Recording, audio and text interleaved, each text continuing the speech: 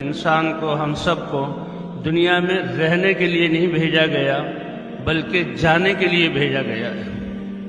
کوئی انسان یہاں رہنے والا نہیں ہے۔ اگر کسی کے لیے دنیا کی ہمیشہ کی زندگی ہوتی تو حضرت محمد صلی اللہ علیہ وسلم کو بڑی لمبی زندگی دی جاتی، ہمیشہ کی زندگی دی جاتی۔ وہ بھی اس دنیا سے چلے گئے تو یہ دنیا جو ہے گزرگاہ ہے، مسافر خانہ ہے، اور منزل اللہ نے آخرت بنائی ہے، اور وہ کبھی ختم نہ ہونے والی زندگی ہے، کبھی ختم نہ ہونے والی۔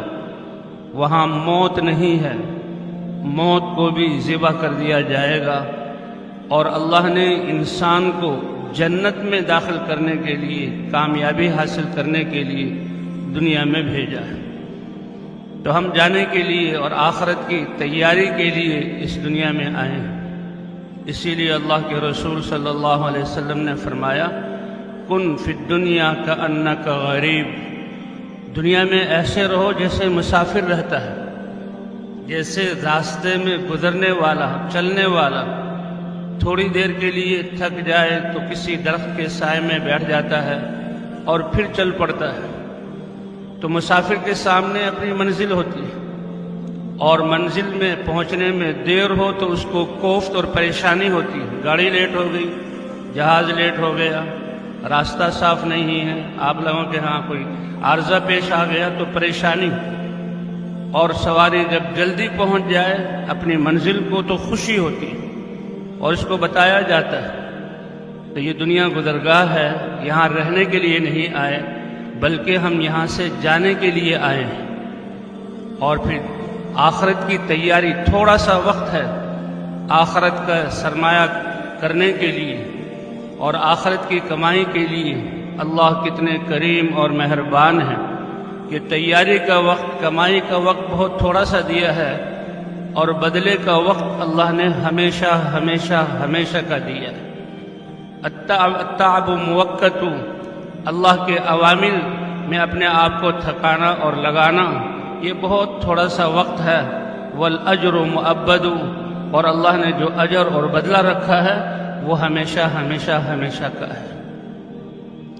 اس لیے وما خلقت الجن والانس الا لیعبدون، اس کائنات میں آسمان کتنی بلندیوں والے اور کتنی وسعتوں والے، اور کب سے اللہ نے پیدا کیا، اور آسمان اور زمین کے درمیان میں یہ ستارے، سورج اور چاند اور یہ کہکشائیں کتنی بڑی مخلوق، اور یہ زمین کتنی وسیع ہے، کتنی دنیا اس میں بس رہی ہے۔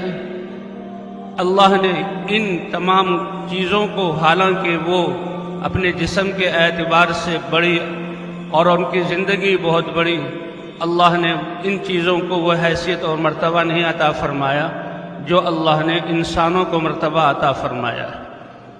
وَلَقَدْ كَرَّمْنَا بَنِي آدم، آدم کی اولاد انسانوں کو ہم نے بڑی عزت اور شرافت بخشی ہے کہ یہ ساری چیزوں کو اللہ نے انسان کی خدمت کے لیے بنایا ہے۔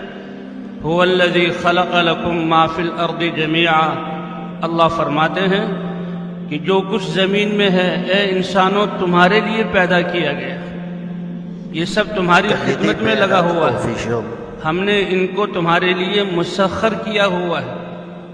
اسی لیے انسان جب سواری پر سوار ہوتا ہے تو دعا جو اللہ کے نبی نے بتلائی ہے وہ کیا بتلائی ہے؟ سبحان الذی سخر لنا ھذا وما كنا له مقرنین وإنا إلی ربنا لمنقلبون، پاک ہے وہ ذات جس نے ہمارے لیے اس سواری کو مسخر کیا اور ہماری خدمت میں لگایا، اور جس نے اس مسافر خانے میں، گزرگاہ میں، امتحان کی تیاری کرنے کے زمانے میں یہ نعمت ہماری خدمت ہمارے لیے مسخر کر دی۔ وَإِنَّا إِلَىٰ رَبِّنَا لَمُنْقَلِبُونَ، ہم اس اللہ کی طرف لوٹنے والے ہیں۔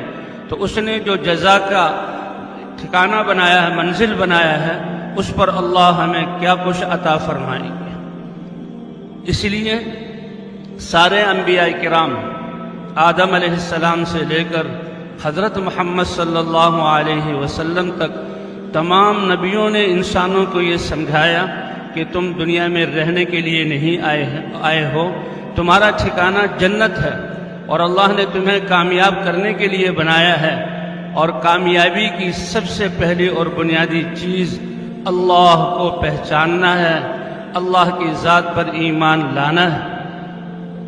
جی ہاں، اللہ کی مرضیات کو پہچان کر اس پر عمل کرنا ہے۔ سارے نبیوں نے اس بات کی دعوت دی، 1,24,000 انبیاء کرام، اور سب سے آخر میں سارے نبیوں کے سردار حضرت محمد صلی اللہ علیہ وسلم تشریف لائے۔ حضرات انبیاء کرام انسانوں میں سب سے زیادہ برگزیدہ اور پاکیزہ روحوں والے اور اللہ کے ہاں بہت محبوب نبیوں نے اپنی قوموں پر محنت کی اور دعوت دی اور اللہ کی طرف بلایا، یا قوم اعبدوا اللہ، اے میری قوم اکیلے اللہ کی عبادت کرو، اللہ کے علاوہ کوئی عبادت کے لائق نہیں۔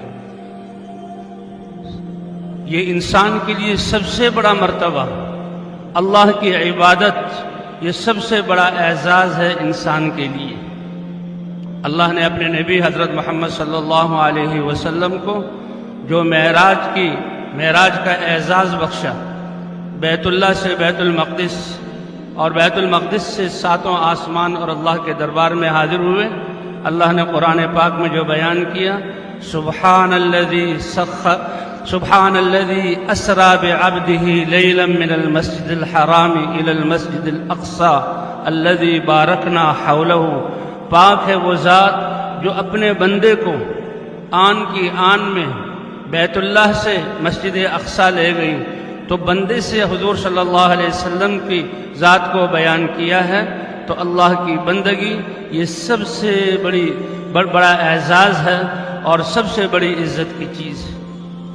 اسی لیے حضرت علی رضی اللہ تعالیٰ عنہ کا ارشاد ہے، من کان یرید الغنی بلا مال، کہ جو چاہتا ہو کہ مال اور اسباب اس کے پاس نہیں ہے اور اللہ اس کے عزت سے کام بنا دے، کسی چیز کا وہ محتاج